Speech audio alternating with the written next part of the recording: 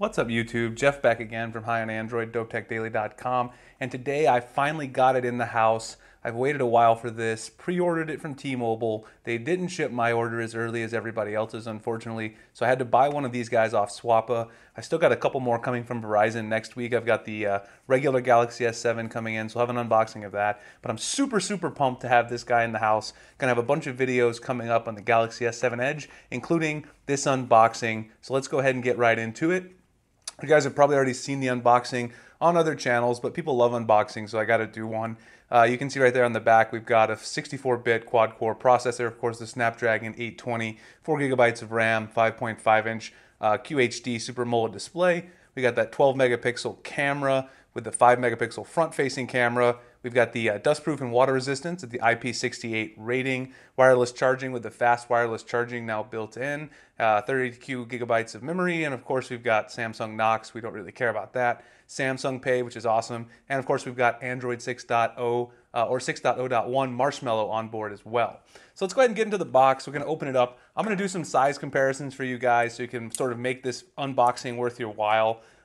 Again, a lot of people have already unboxed it, but I'm going to compare it to the S6 Edge Plus and also the Note 5, and also I'll give you guys some of these sort of short differences in terms of the physical size, and maybe we'll also take a look at the software.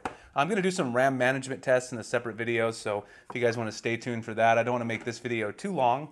So you can see here you got the black box this year, sort of a departure actually. So the box looks really nice, sort of a departure from what Samsung's been doing with sort of the lighter theme boxes on the Note 5, the S6, and even back to the S5 and the S4.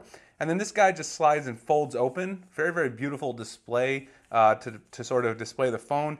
Nice folding. Haven't really seen that before from Samsung either. It's got this beautiful blue color on the inside, which is also sort of on the outside there. Throw that out of the way. Again, shout out to the guy who I bought this from on Swappa. He shipped it to me super fast. This is the black model. I also ordered a silver one, which is supposed to come next week, so I'll have a comparison of the two. Got a T-Mobile SIM, which I don't need because I'm going to throw my T-Mobile SIM in here. We've got a SIM tool, of course. Let's go ahead and just see what else is inside. Probably some books as usual, nothing too exciting.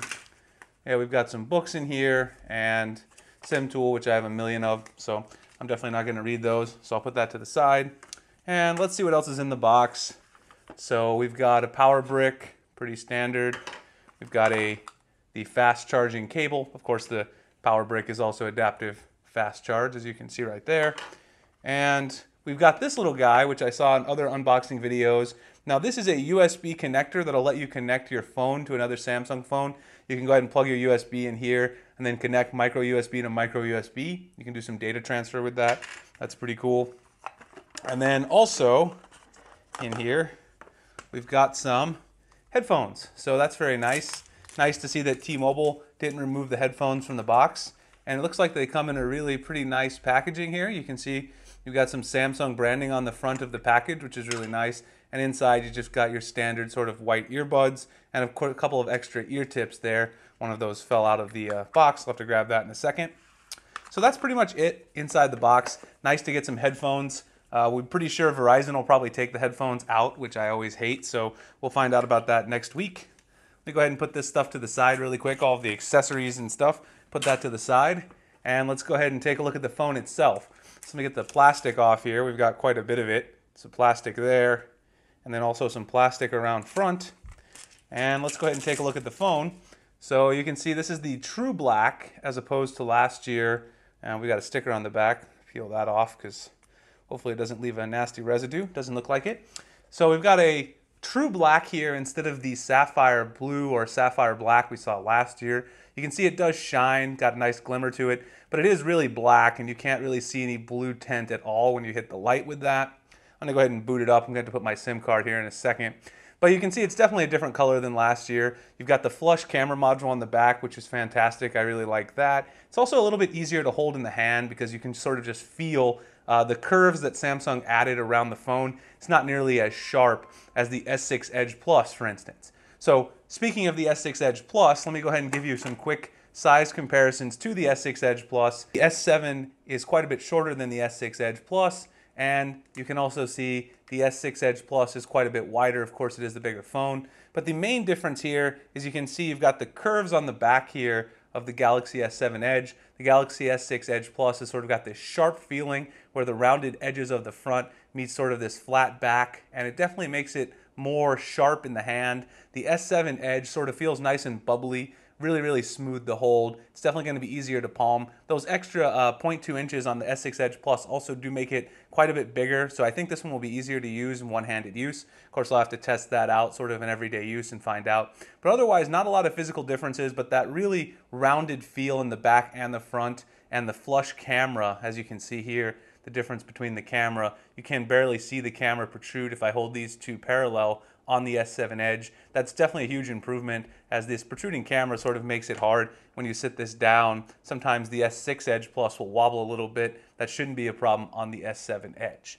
Okay, so that's a quick comparison to the S6 Edge Plus, and then also you can see sort of on the Note 5, here's my Verizon Note 5, that the curves on the back are very similar to the ones on the Note 5. So essentially what they did on the S7 Edge Plus, or the S7 Edge, is they took the curves on the front that were on the S6 Edge Plus and the curves on the back that were on the Note 5, and they sort of put them together to get this really nice feel.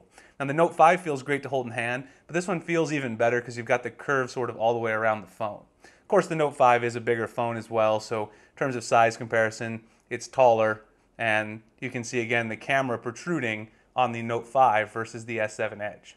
So overall, of course, my impressions are, I've already sort of said this in a video after the announcement.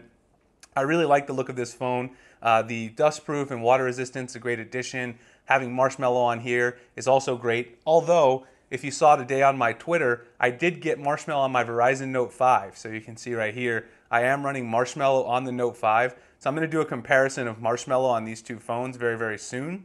But having Marshmallow on here, along with the water resistance and the dustproof, and also having the Snapdragon 820, which is getting crazy benchmarks, I'm definitely excited to give this a try. All right, so those are my sort of initial thoughts and impressions. I'm going to put my SIM card in here. I'm going to run some RAM management tests, do a few other videos, which I'll have up on the channel. Just wanted to do a quick unboxing, give you some comparisons in terms of size. If you're thinking about picking this up, thinking about switching from an Edge Plus or a Note 5 over to this guy.